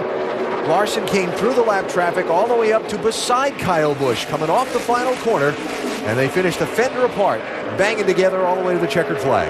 I think Kyle Larson needs green flag racing to be able to win this thing and get by Kyle Busch. I don't think he can do it in these short runs. And I haven't seen yet today that the 54 is as good as what we've seen him here in long runs at other times. We saw the very first run where the front tires were really gone on that car, but this 42 car is coming right now.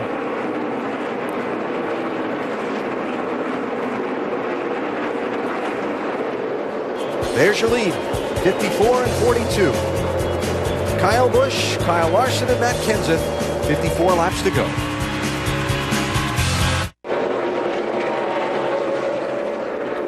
Kyle Busch leading with 46 laps to go at Bristol, trying to get a 3rd straight Nationwide Series win at the world's fastest half mile. Got a new 2nd place runner behind him.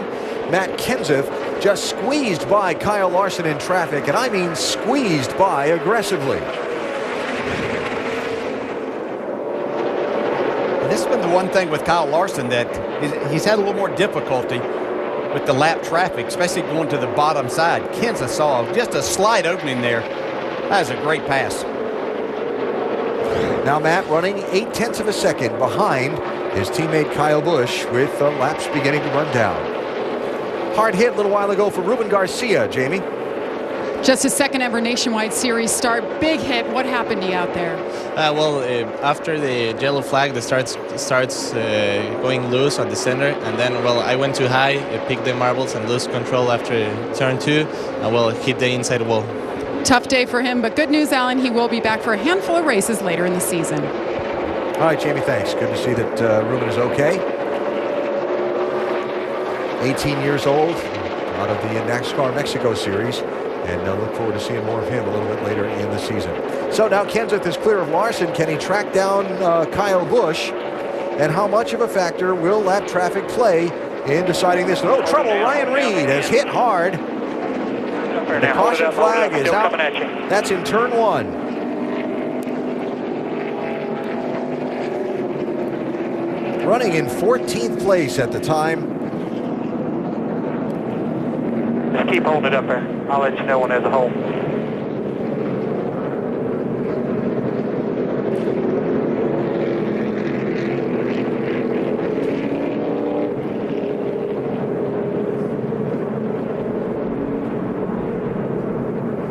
Big hit for the youngster behind the wheel of that 16 car.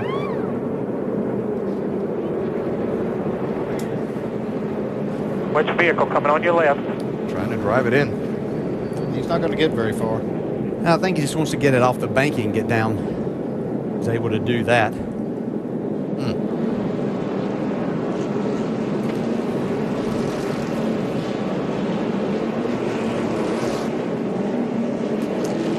So young Ryan Reed from Bakersfield, California, with a hard hit here that has put us under a caution with less than 40 laps to go. Yeah, side by side here with James Buescher, the 99, just ahead of Trevor Bayne. Make a slight contact right here at the middle of the straightaway. They make it through the next corner, side by side. They were battling for a position there. Just that slight bit of contact.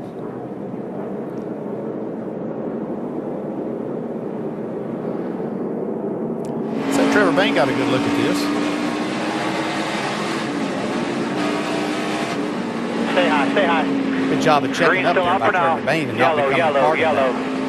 Wow.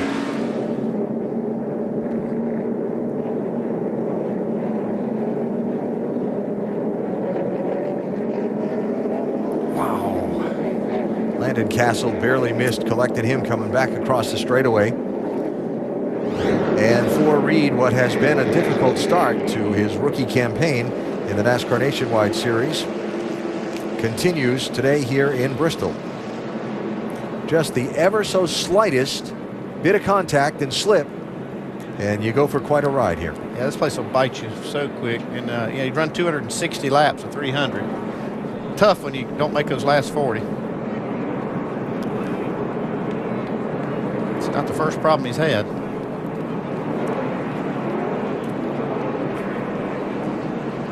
So the 16 car on the hook, and Kyle Busch's team debating what they may or may not do on the pit lane when it's open. You're going to have a couple of them come. We're still running as fast as we were. You know it's going to be a wreck fest here on out. We got to maintain this track position. Yes, sir. I agree. Yeah, the right decision is probably to stay out for Kyle Busch, but I think the right decision for some of the other cars that have not had the chance to win might have a little opportunity here. Only have 10 cars on the lead lap. They'll be the 11th. Cale Conley is going to get the free pass in that 33 car, so he'll come back around on the lead lap. Pit road's going to be open here. If you're anyone besides the top 3 or 4, what have you got to lose by taking a set of tires, right? That's the thing. I mean, it's going to be interesting to see just how far up the lineup the first car is that comes on the pit road. If you're Larson, do you take tires? Third? You know, probably. I think you drag a lot more with him, and you're not going to lose your track position. You got he's fresh not going tires. to win. What I've seen, he's not had the car to win without something. Like you say, if he pits, they'll bring a lot more with him. Here they are. Larson's pit crew sitting down, so I don't think he's coming. So he's not coming. 22, Blaney, 5th place, first one in. 6th and 7th stay out. 8th place, Regan Smith comes in. Vince? Well, they just really debated on whether or not to come on that 22. A slight chassis adjustment, a little bit still too tight for the 22 of Ryan Blaney. Putting scuffs on that car as well. 12.6 on the stop. Regan Smith, Ty Dillon, the only others to come in. So only 3 out of the lead lap. Doc? And the last car on the lead lap also in, Trevor Bain, 4 tires, half around down the track bar. Trevor said, you got to get me where I can go quickly on the restart. That's why the air pressure changed left side in the track bar adjustment. Jamie. Regan Smith in the 7, they've been tightening him up all day long. He said, I do not want to be loose at the end. They made another track bar adjustment and 4 tires for Regan. Well, we'll see how this one shakes out and how many more cautions we may get in Bristol with 35 to go. We were coming to the green. They've waved it off. Got to get some people rearranged in the restart order, so we'll try it again here. Going to be just over 30 laps to go, and we go back racing. Ryan Blaney pitted from 5th place. He's going to restart in 7th position when we go back at it. I like starting on the bottom right there. We were kind of stuck anyway, so might as well just be aggressive. Be aggressive. A-G-G-R-E-S-I-B. Be aggressive. What he says. It is Bristol. I'm not sure what to make of that. I'm not either. Fumes making their way up to the spotter stand? I don't know. Ryan Reed involved in a hard crash that put us under caution a minute ago. Jamie? And he has been checked and released back here. Wanted to see a replay. I know you haven't seen it, but from the cockpit, what did you feel? You know, me and the 99 are racing hard, and he had gone into me earlier, and so I was just trying to, it's only like 50 to go, so we were pushing pretty hard there. And I was underneath him and kept showing my nose, and he never gave me an inch. And then coming off of 4, it looked like he got loose or came down a little bit, and I was just in a really vulnerable spot, hit my right front, and sent me to the inside wall. So, I don't know what we got to do to catch a break. We had a fast car today and stayed in the top 15 all day. I don't know. I'm getting beat up out there, and so there's a few guys out there who would beat and bang, and I get it's Bristol, but just seemed like I'm catching the rookie blues here, not being able to get an inch on the racetrack. So, I guess if like I said, I can't say much right now because I haven't seen a replay, but if the 99 did come down, then we're gonna have a long season because if he's gonna race me like that every single week and keep tearing up race cars, then there's nothing I can do. Ryan Reed frustrated. Let's get back to Alan. And back under green, Jamie, with Kyle Busch getting away on the restart. Kevin Harvick getting to 2nd. Matt Kenseth falling back to 3rd. Kyle Larson falling to 5th as Chase Elliott got around him. Here's Blaney and Brendan Gaughan racing for 6th. I really wanted to see if these tires are worth anything here, and Ryan Blaney's still having a tough time making that inside work, trying to take over the spot from Brendan Gaughan. Yeah, I'm surprised he wasn't able to make that pass fairly easy, but Brendan's giving him a fit. Brendan has a good car and loves to run that high lane.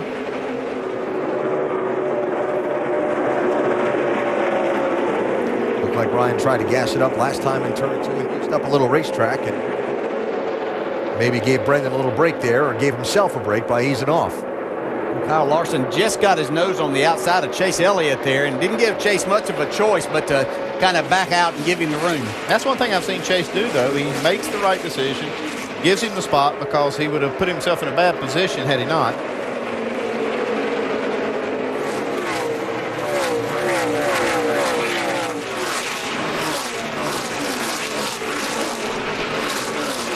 I'm surprised these tires on the 22 haven't been better. I think the racetrack's really rubbered in this second half of the race. Bump. Okay, I'm going to try this again. And this is how this configuration of Bristol, I use Rusty Wallace's word here, frustrates a driver. When you have that faster car in that lower lane before you just bump the guy in the back bumper and send him up the racetrack and go on by, if you didn't crash him. Here, you keep showing the nose and showing the nose and showing the nose, but unless you get enough of a run there to try and squeeze up in front of him, you're stuck. Yeah, you just got to work hard, and if you can, you might have to go in there and use him up a little bit with the side of the car. The problem is you can't really use the bump and run up here that much because if you get him into the wall, you've only got one spot to go, and that's to the bottom. If he spins, he could collect you. Yeah, I've seen Ryan Blaney do it once already. He tried to use him up a couple laps after the restart coming off the corner, and it didn't work. Brendan Gaughan was able to hold that spot.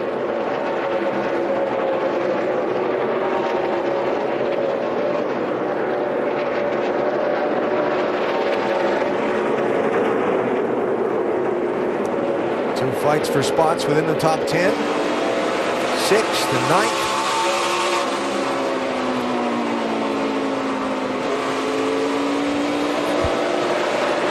While up front, Kyle Busch continues to lead. Yeah, Kyle Busch is just so good in traffic that looks like every time somebody's going to close in on him, they run in on lap traffic, and he's just better at negotiating that.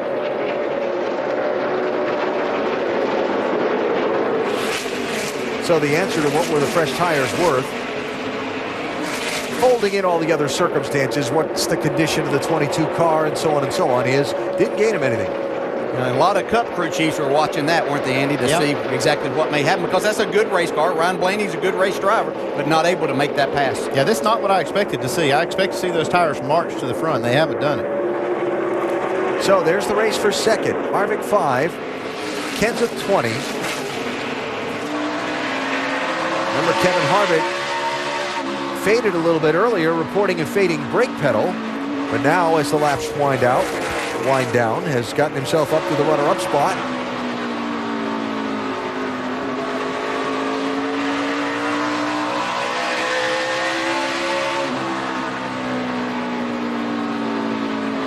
And he's trying to stay ahead of Matt Kenseth while tracked down Kyle Busch. Kenseth with a run. I think it's going to be very difficult to make that pass on a good car this late in a run with the tires worn and everything. So Kevin Harvick knows if he can stay there, he's got a good shot at holding him off. But we have a caution out. Caution is out. Someone has scuffed the wall in turn 4 and dropped some debris. There's Jeremy Clements' car. He was running in 17th at the time.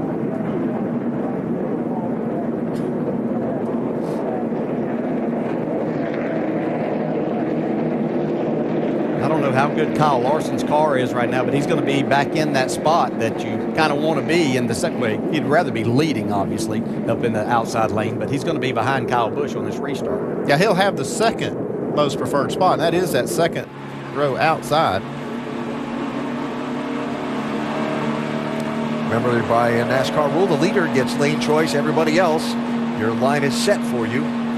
If you're in an odd-numbered position, you're going to the inside row. In an even-numbered position, you're going to the outside row. And Larson running in 4th position will be going to the outside of row number 2. Pit road open. No lead lap takers. Time for a break. Then back to sprint to the checkers. Going to the restart with 9 laps to go. Kyle Busch with Kevin Harvick to his inside and Kyle Larson on his back bumper to settle it.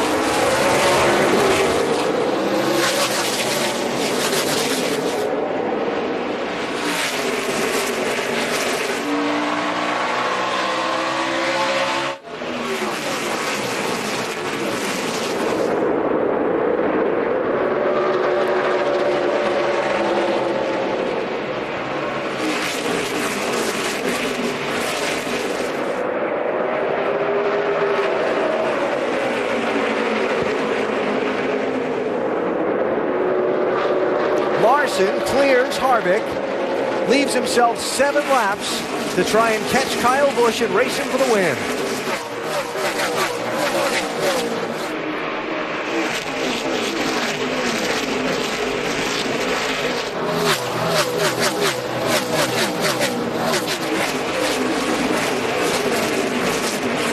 Those 7 laps don't take very long here at Bristol. No, they don't. Trying to run Kyle Busch down in any amount of laps is pretty difficult here. Coming to 5 to go. Whoop, Larson slipped a little bit up in the high side of 1 and 2. Here comes Harvick back to his bottom side. Just got a little bit too high.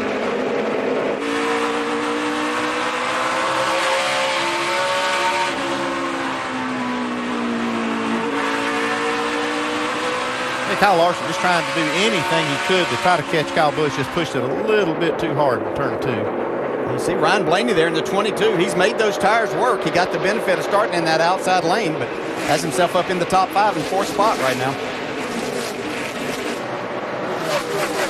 And 5th place is about as far back as Matt Kenseth has been all day long. Yeah, he started 3rd on that restart and just on that bottom lane, not able to get going. Well, some drivers just have a feel for some tracks. Rusty Wallace here at Bristol, for example. Kyle Busch going for his 3rd straight win in the Nationwide Series at this track, 1 lap away from it. He's won 5 of the last 7. He has 15 National Touring Series wins at this racetrack across NASCAR's top 3 series. He didn't have the best car to start, but he's had the best one at the finish, and he's going to make it 3 in a row today. Kyle Busch wins it. Good job, guys. Nice changes all day, Adam. Way to work on this thing for me, guys. Appreciate it.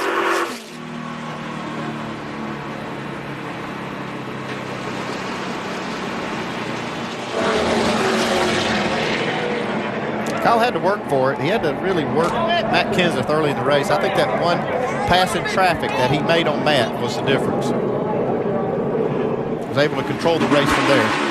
Control the restarts and have the lane choice and all that, yeah.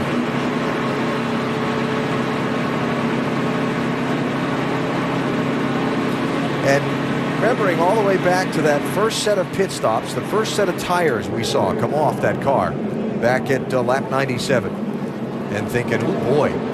Yeah, it looked like it was going to be a long day for Kyle Busch, but they turned it around, made a good adjustment, and Kyle did the rest. So valuable in having a crew chief that understands that, what he's looking at, make adjustments to that, let Kyle Busch know exactly what it is that maybe he needs to do to adapt to that and change the driving just a little bit and make sure that didn't continue to happen throughout the day. And that crew chief just got his 4th straight win here. The 3 now with Kyle and 1 before that. It's like he has a setup for this place, doesn't he? He also had the drivers for it.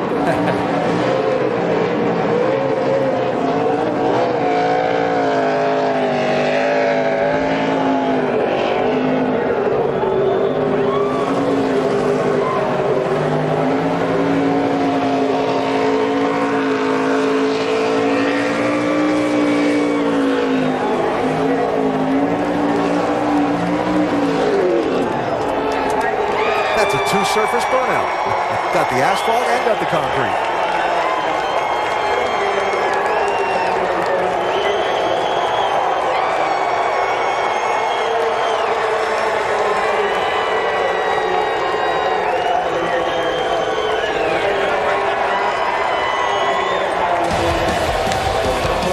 of the season for Kyle, and again, his third straight in a nationwide series here in Bristol. We'll talk with Kyle and some of the other top finishers in a minute.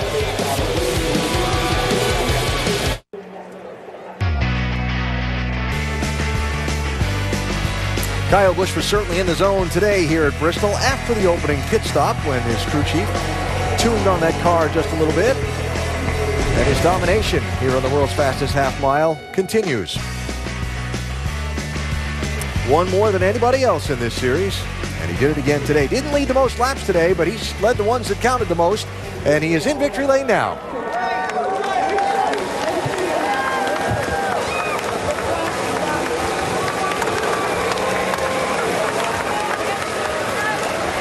And by this time, the 54 crew has mighty good aim in victory lane.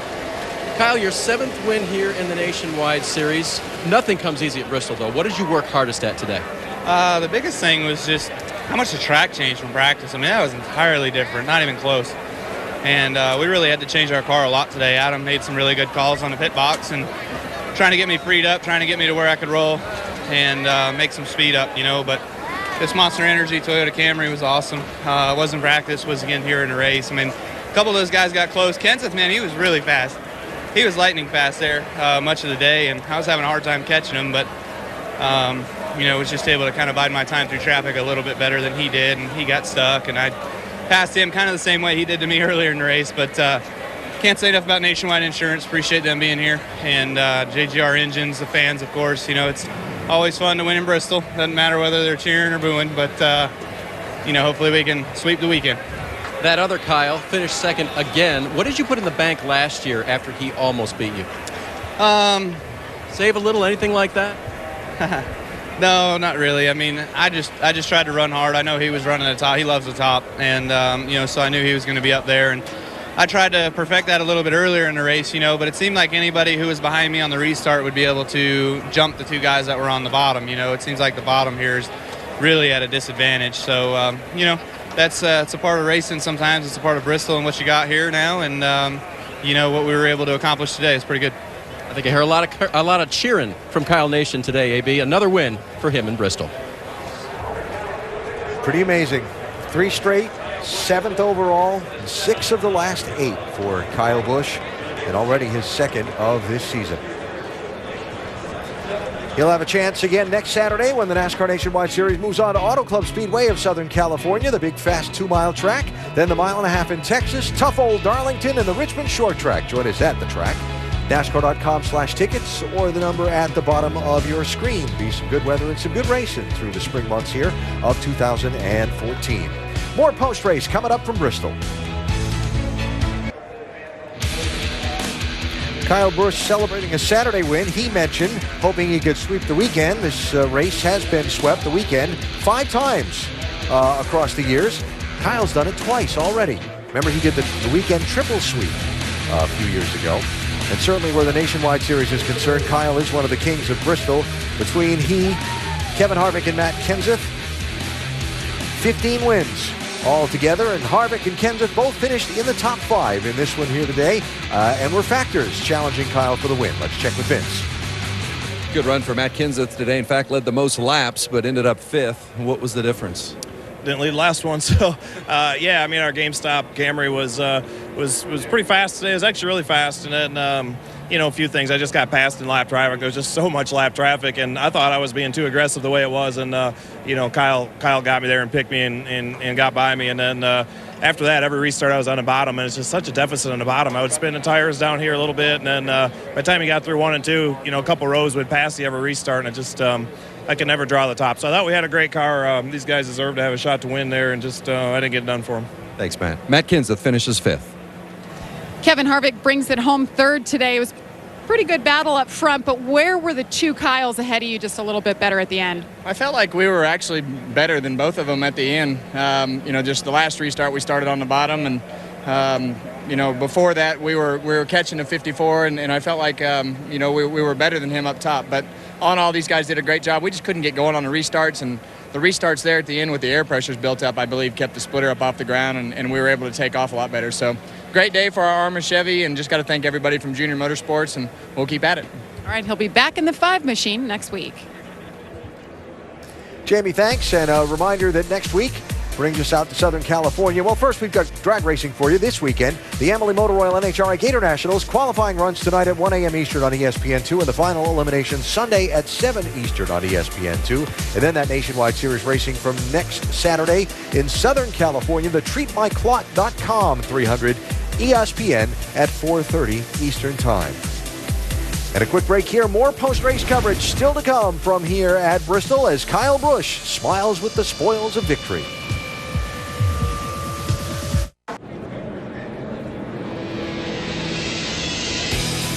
NASCAR Nationwide Series race over for today at Bristol Motor Speedway. And a look now at the final results with Kyle Busch scoring the victory. You see Ryan Blaney doing a nice job of getting himself back in the top 5 there. Brendan Gaughan ran really well inside the top 7 or 8 all day long. Yeah, and how about Trevor Bayne? He was out to lunch that first part of the race, got a lap down, but figured out a way to get that back and finish in the top 10.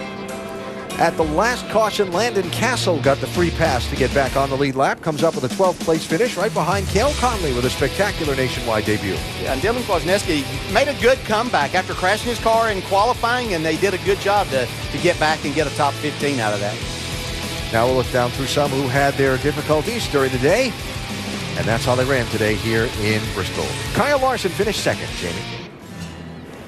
Well, for the second straight year, Kyle Larson brings it home second, but you had some firsts this weekend. Your first pole here in the Nationwide Series and your first speeding penalty. Take me through today and what you learned. Yeah, that's 2 weeks in a row now I've been caught speeding on pit lane, so I'll have to go back and think about that. But, yeah, my Turner Scott Motorsports guys did a great job. Our Cartwheel Chevy was okay to start, and they worked on it and got it to roll the center better, and then the track, got up by the wall where I like it. We were able to, make some time back up, and we got hurt on one of the restarts starting third, and then we were lucky enough to get back to fourth before that last one, and was happy about that, and got to second and thought I might have a shot at Kyle, but just got up over, I guess, the cushion, you could call it, and got some marbles on my tire, and then from there I had to fight off Kevin because Kyle got too far ahead. So thanks to the fans for watching. Wish it could have been a little bit more of an exciting race. I thought Matt had the best car, but restarts didn't work out for him. But thanks to Nationwide Insurance for putting on a great race for us to run, and once again, thanks to the fans. Kyle Busch is an animal here. 7 wins now, the 7th win today. What do you take away and learn from racing with him that hard? Yeah, like I said, I didn't think Kyle had the best car today, and he was able to fight through it and get the win. So I can always learn something when I'm behind him. It seems like this year I'm closer to them, so I can be able to see the guys up front and learn some more. So we'll work on our Target Chevy some more over the night and try and get that better because we struggled in practice today. So glad to see the track change, though. So that should throw a curveball at most of the crew chiefs and teams. And then with the rain tomorrow, too, it should throw another curveball. So it'll be a fun night and try and learn some stuff by watching videos and get ready for tomorrow. Trevor Bayne comes back for a pretty good finish. Trevor, I know you guys struggled at the beginning of the race, but when the race was over, you got out of your car, ran back to Regan Smith and had a discussion. What was that about? Well, we're going to be racing hard all year long, and I just wanted to make sure that there were no hurt feelings there. That last restart, 62, got 3 wide on the row in front of me, so I tried to fill the middle, and then when he fell back, it put me 3 wide in the middle, and I got the 7 car a little bit there, got him loose. So it wasn't intentional or anything like that, but overall, it was a decent day for this Advocare Mustang. Being so tight at the beginning of this race, I thought we were in big trouble. Almost went 2 laps down, fell back to like 18th place, and then Chad Norris just made great adjustments all day to get us back where we could get the lucky dog and get back in the top 10. And I want to thank Nationwide Insurance and Advocare and just everybody involved here. I think we're in this championship hunt if we can keep knocking out these top 10s, but we definitely need to be faster so that we can contend for wins and top 5s here soon. Trevor Bayne comes back and finishes 8th, now 1 point back of Regan Smith. Strong run for Ryan Blaney today, brings it home 4th, but the key might have been that first segment of the race when that car was crazy loose. How'd you hold on to that?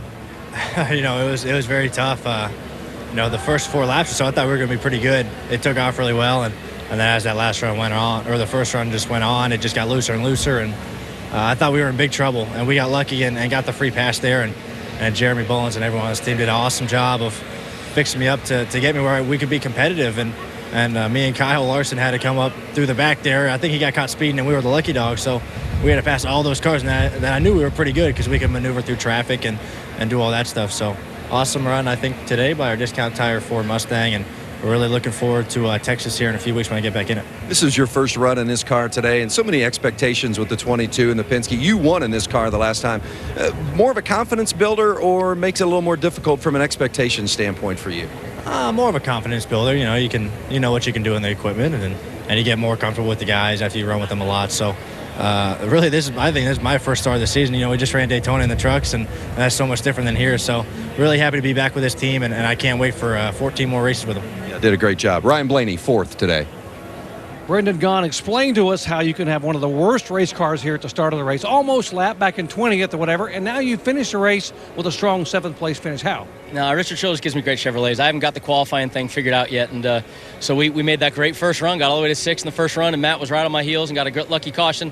Thank you, Richard, for a great car, and it's the only time in my life I've got to say thank you to the El Cortez Chevrolet. First time I ever got to see it. Brendan Gaughan racing with a heavy heart, lost this week, so we today. Started this day talking about the youth versus experience in the field. Now, obviously, it was the experience that ended up in victory lane. But how about Ryan Blaney in 4th, Ty Dillon 6th, Chase Elliott 9th? Yeah, I'm really impressed with all of them. I really am. I talked earlier about Ty Dillon and talked about Chase Elliott. They both did great. You're talking a 6th and a 9th out of them. But I think one of the stories today was definitely the tires also. That had a big effect on the race. I thought the tires were good. They were soft. They wore a lot. They really changed up the way racing looked here at Bristol. Yeah, so those 3 young drivers you mentioned, they have the value of a good finish, and that's going to make the ride home nice tonight. But more importantly, the fact that they had 300 really good laps here. They can come back, be better for it. I think that's most invaluable for a young driver. So this week, the tiny little bull ring known as Bristol. Next week, a completely different situation when we go to California. How to get ready for that one? I think if you're the veteran drivers, it's, again, you go in with ahead of the curve. The younger drivers that we just mentioned, they need to watch video. They need to watch races from the past and try and absorb as much as they can, because there's always going to be a deficit. And the more they close that deficit, the better off they'll be come race time. So you talk about next week. Talk about from one extreme to another. No kidding. Oh, my gosh. We're at a short track here at Bristol. Now we're going to go to that 2-mile track all the way out in California, where horsepower is very, very important out there in California and Fontana. So next week's race, a lot of mile per hour, over 200 miles an hour there, versus not near that fast here at Bristol. So it is a big change for these young guys. They're going to have to get used to it, but they're going to have a lot more room out there they did not have here at Bristol. And I have a feeling, Alan, one of the topics of conversation next week will be the haves versus the have-nots. Yeah, certainly the strong teams will be at an advantage on that very big, very fast racetrack in Southern California next week. Strong so far this season, Regan Smith, championship leader after the opening quartet of races, with Trevor Bayne, as Doc mentioned, just a single point behind him. And that's the way the Nationwide Series championship picture shapes up early in the going. So we started the race talking about a new tire combination, and would it be bottom-feeding Bristol? Would the top lane come in? What would the race look like? Would the tire fall off be a big deal? And we button it up by saying it turned into what we've seen here at Bristol recently. Yeah, kind of what we expected may happen and thought, and what we have seen in the past. And the drivers adapted very quickly. Some had to make some adjustments to their race car, but turned out to be a very entertaining race. Yeah, it took a lot longer for the track to get up next to the wall, but it finally did. And I think the Cup crew chiefs were really paying attention to how that developed, and it's going to change the way they're going to set their cars up for the race tomorrow. And added to the list of things that don't change at Bristol, that Kyle Busch guy's good. Yeah. Picks up a 3rd straight win here in the NASCAR Nationwide Series, and his 7th overall. And Kyle Busch leading in the end after squeezing by Matt Kenseth in traffic on lap 210 of 300 and holding on through a few restarts to score the victory. Next weekend, it's on to Southern California, the TreatMyClot.com 300 at the Big Fast 2-mile Auto Club Speedway there. ESPN, 4:30 Eastern next Saturday. And up next, the Southwestern Athletic Conference Championship from Houston, Prairie View, and Texas Southern. Who's going to the big dance? That's next. Here in Bristol today, Kyle Busch punching his own dance ticket with another trip to Bristol's victory lane. He starts 7th for the Cup race tomorrow. We'll hope the weather cooperates with that one. And next weekend, it's on to Southern California for some sunshine, some fast cars, and some high-speed racing. For now, for our entire ESPN crew, so long from Thunder Valley. Thanks for watching. Kyle Busch, your winner in Bristol today.